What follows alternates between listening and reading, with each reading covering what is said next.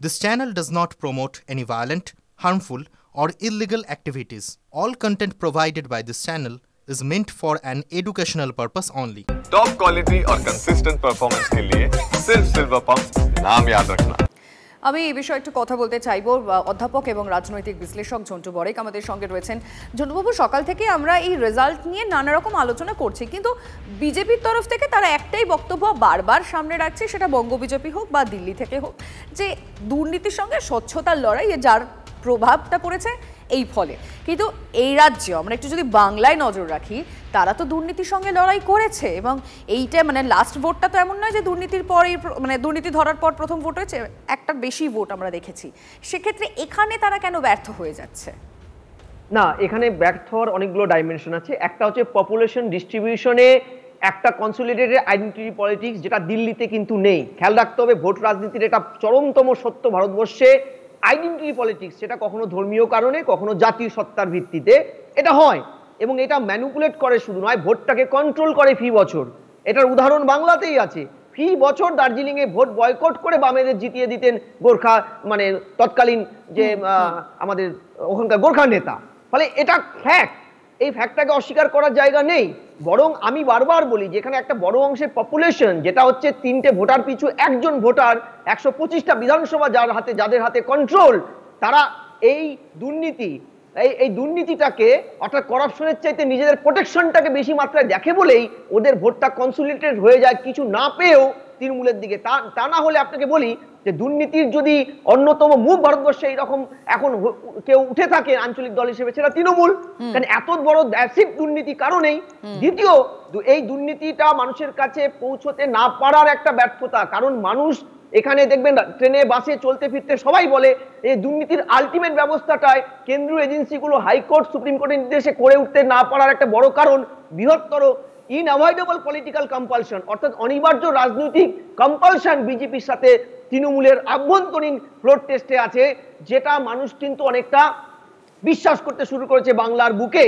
ফলে এটা কিন্তু দেখুন, ভোটের আগে, লোকসভা ভোটের আগে যদি কেজরিওয়াল মাত্র 100 কোটি টাকার, আমি মাত্র এই কারণে বলছি ভারতবর্ষে অন্যান্য স্ক্যামের তুলনায় সেটা নিতান্তই কম, একদম ঠিকই।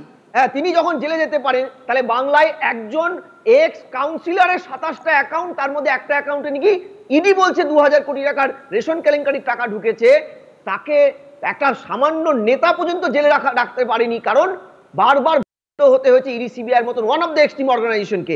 এটা কিন্তু মানুষ ভালোভাবে নেয়। একেবারে ঝন্টু, এটাই এখন দেখার রয়েছে যে 2026-এ মানে এরকম একটা বড়সড় একটার পর একটা দুর্নীতিকে ধুয়ে মুছে আদৌ বিজেপি সাফ করতে পারবে কিনা, মানে বাস্তবে কি হয় সেটা 2026-এ জনতাই রায় দেবে। আপাতত আপনাকে ধন্যবাদ, কিন্তু বারবার একটা কথা কিন্তু বলতে হচ্ছে, আজকে দিল্লিতে আপের তরফ থেকে মুখ রক্ষা করেছেন অতীশী, আর সেই মানে সেই পরাজয়ের একটা যখন হিড়িক চলেছে আপের তরফে, শুধুমাত্র তার জয় খানিকটা মুখ রক্ষা তো করেইছে। কি বলেছেন তারপরে তিনি, শুনুন। मैं अपनी पूरी टीम का धन्यवाद करना चाहती हूँ, जिन्होंने बाहुबल, गुंडागर्दी, मार पिटाई का सामना भी करते हुए जमीनी स्तर पे मेहनत करी और जनता तक पहुंचे। बाकी दिल्ली की जनता का जनादेश है, हमें जनादेश स्वीकार है। ये मैं अपनी सीट जीती हूँ, लेकिन ये जीत का समय नहीं है, ये जंग का समय ही है। जंग जारी रहेगी भारतीय जनता पार्टी के खिलाफ, उनकी तानाशाही और उनकी गुंडागर्दी के खिलाफ। आम आदमी पार्टी हमेशा गलत के खिलाफ लड़ती आई है और हमेशा गलत के खिलाफ लड़ती रहेगी। দিল্লি বিধানসভা ভোটে আপের হারে কেজরিকে তুলোধনা স্বাতি মালিওয়ালের। একজনের চরম ঔদ্ধত্যের কারণেই হারল আপ, তোপ স্বাতির। একজন মানুষের চরম অহংকারের কারণেই মুখ থুবড়ে পড়েছে আপ, চড়া সুর স্বাতি মালিওয়ালের।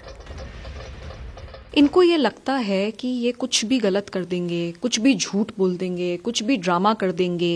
इन्होंने मेरे साथ क्या नहीं करा, कितना अत्याचार करा। पहले तो मारा पीटा, उसके बाद फिकवा दिया, उसके बाद चरित्र हरण करा।